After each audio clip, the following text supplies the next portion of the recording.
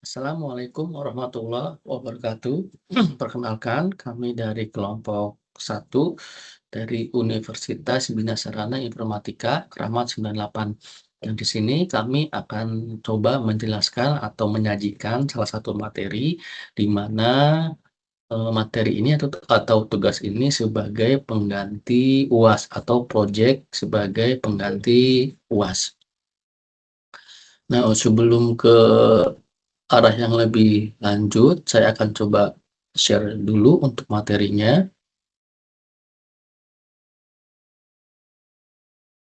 Nah, untuk materinya sendiri, kami mengambil perbandingan sistem kompensasi pada perusahaan BUMN dan BUMS, di mana kami dari Fakultas Manajemen dengan mata kuliah Manajemen Kinerja dan Kompensasi dengan dosen pengampu Bapak Didin Solehudin SE, MM, dengan kami mengambil studi kasus PT PLN Persero dan PT Astra International Tbk, di mana PT PLN sendiri sebagai BUMN dan PT Astra ini sebagai BUMS.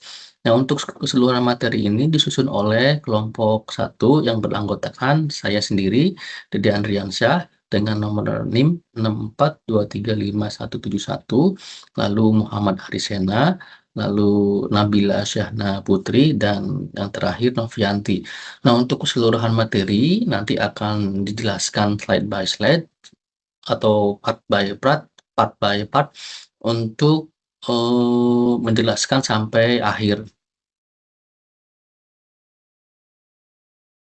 Untuk latar belakangnya, kompensasi sebagai aspek strategis pengelolaan SDM, di mana kompensasi atau balas jasa strategis ini seluruh imbalan finansial dan non-finansial atas kontribusi karyawan untuk menentukan motivasi produktivitas dan loyalitas. Nah, di mana sebuah kompensasi ini tidak selalu berbentuk imbalan finansial berupa gaji ataupun bonus.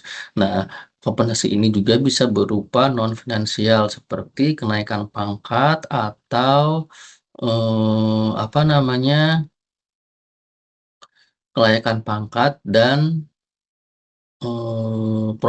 promosi posisi atau jenjang karir. Nah, selanjutnya BUMN dan BUMS ini secara orientasi ini berbeda, di mana BUMN mengutamakan pelayanan publik dan profit, sedangkan BUMS ini lebih berorientasi untuk mendapatkan keuntungan dan nilai bagi pemegang saham perusahaan itu sendiri. Selanjutnya, untuk studi kasus PT PLN dan PT Astra, ini PLN sendiri menerapkan remunerasi berbasis regulasi pemerintah, sedangkan PT Astra menerapkan kompensasi berbasis kinerja dan daya saing pasar. Nah, seperti yang kita ketahui, hampir seluruh BUMN itu berbasis regulasi atas keputusan dari pemerintah, di mana semua keputusan BUMN atau semua peraturan BUMN ini relate pada peraturan pemerintah yang sudah ditetapkan oleh pemerintah. Nah, sedangkan untuk Astra sendiri, di mana Astra ini sebagai BUMS itu menerapkan kompensasi berbasis kinerja dan daya saing pasar. Next, untuk rumusan masalahnya dan tujuan penulisannya. Untuk rumusan masalahnya yaitu bagaimana sih profil PT PLN dan PT Astra International Tbk lebih lengkap atau lebih rincinya. Yang kedua, bagaimana sistem kompensasi yang diterapkan oleh kedua perusahaan.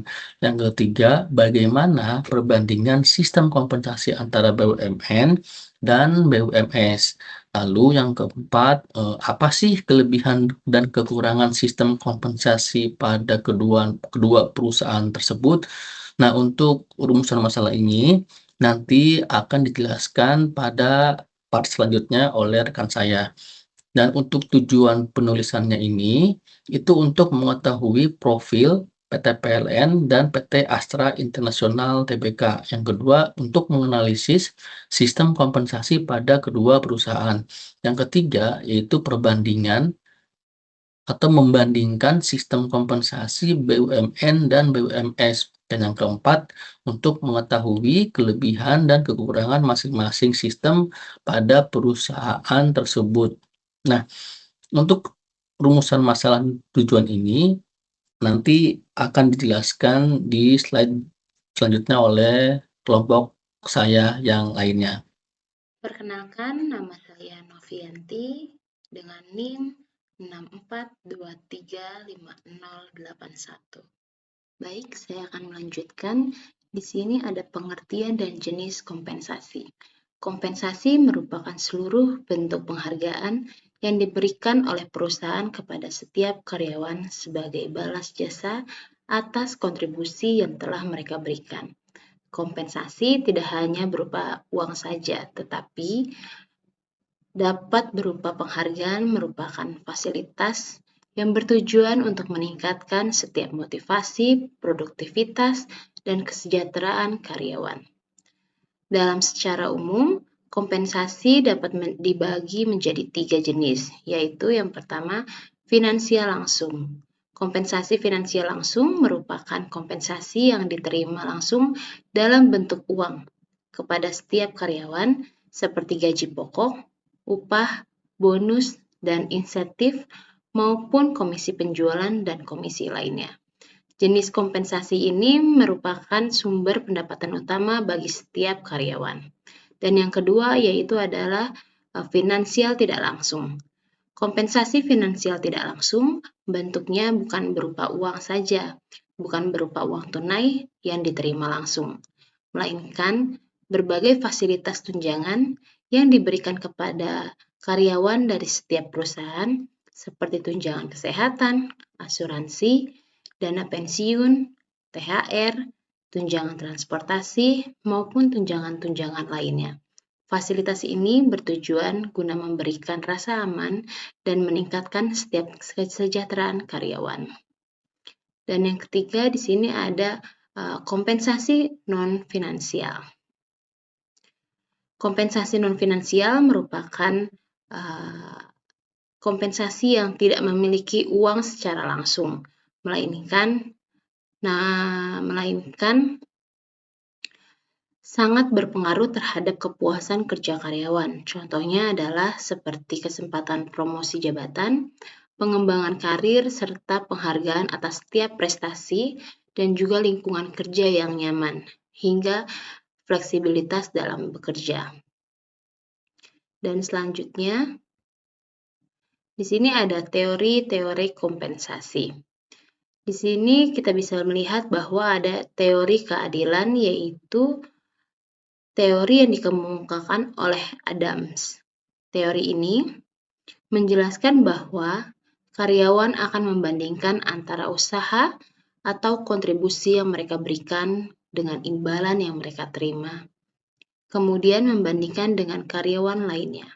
Apabila mereka merasa diperlakukan secara adil, maka motivasi kinerja mereka akan semakin meningkat. Namun sebaliknya, jika mereka merasa tidak adil, maka semangat kinerja mereka akan semakin menurun. Dan yang kedua di sini ada teori harapan atau ekspektansi teori yang dikemukakan oleh Viktor Fromm. Menurut teori ini, seseorang akan termotivasi apabila mereka yakin bahwa setiap usaha yang dilakukan akan menghasilkan kinerja yang baik dan pada akhirnya memperoleh imbalan yang diinginkan. Dengan kata lain, semakin jelas hubungan antara usaha serta prestasi dan penghargaan, maka motivasi kinerja mereka akan semakin tinggi. Lalu di sini ada teori penguat. Nah, teori penguat atau reinforcement theory. Teori ini menjelaskan bahwa setiap perilaku yang mendapatkan penghargaan akan cenderung diulang kembali.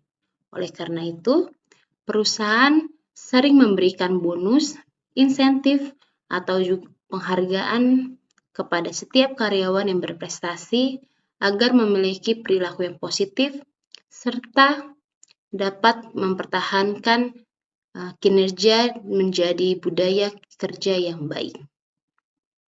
Selanjutnya, Ya, di sini ada perbandingan profil perusahaan. Perbandingan antar perusahaan dalam penelitian ini yaitu ada 2 perusahaan BUMN dan juga BUMS, yaitu yang pertama PT PLN atau Persero. PLN merupakan suatu perusahaan milik negara yang bergerak di bidang penyediaan tenaga listrik bagi masyarakat Indonesia. Selain berorientasi pada keuntungan perusahaan, PLN juga memiliki tanggung jawab dalam memberikan pelayanan publik. Visi dari PLN adalah menjadi perusahaan listrik terkemuka di Asia Tenggara dan dalam pengelolaan sumber daya manusia. PLN mengacu pada regulasi pemerintah dan Kementerian BUMN, sehingga sistem kompensasi yang diterapkan lebih terstruktur dan mengikuti ketentuan yang telah ditetapkan. Sementara itu, ada PT Astra International Tbk, yaitu adalah contoh dari salah satu badan usaha milik swasta. Perusahaan ini merupakan perusahaan swasta nasional yang memiliki berbagai bidang usaha begitu banyak.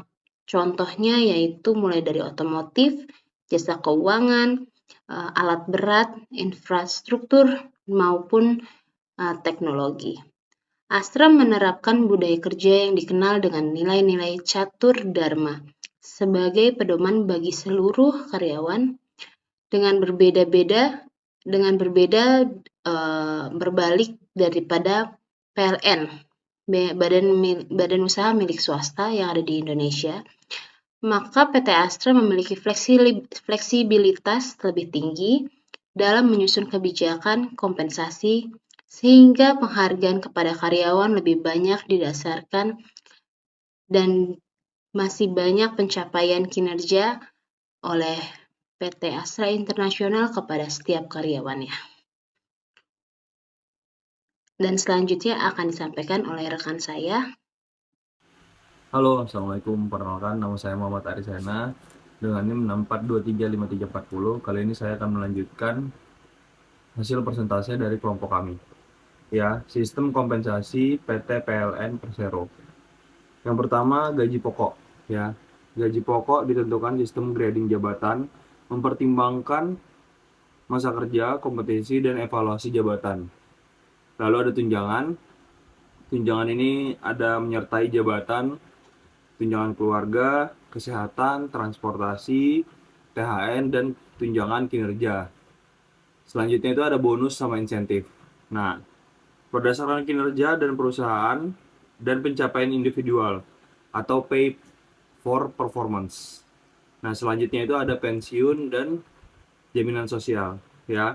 Itu ada BPJS Kesehatan, BPJS Ketenagakerjaan, dana pensiun dari perusahaan. Nah, selanjutnya ada kompensasi non finansial, yaitu pengembangan karir, pelatihan kompetensi, promosi jabatan, upgrading, dan lingkungan kerja yang mendukung, ya. Oke, selanjutnya kita sistem kompensasi PT Astra International Tbk. Nah, itu kalau gaji pokoknya itu berdasarkan jabatan, sama ya.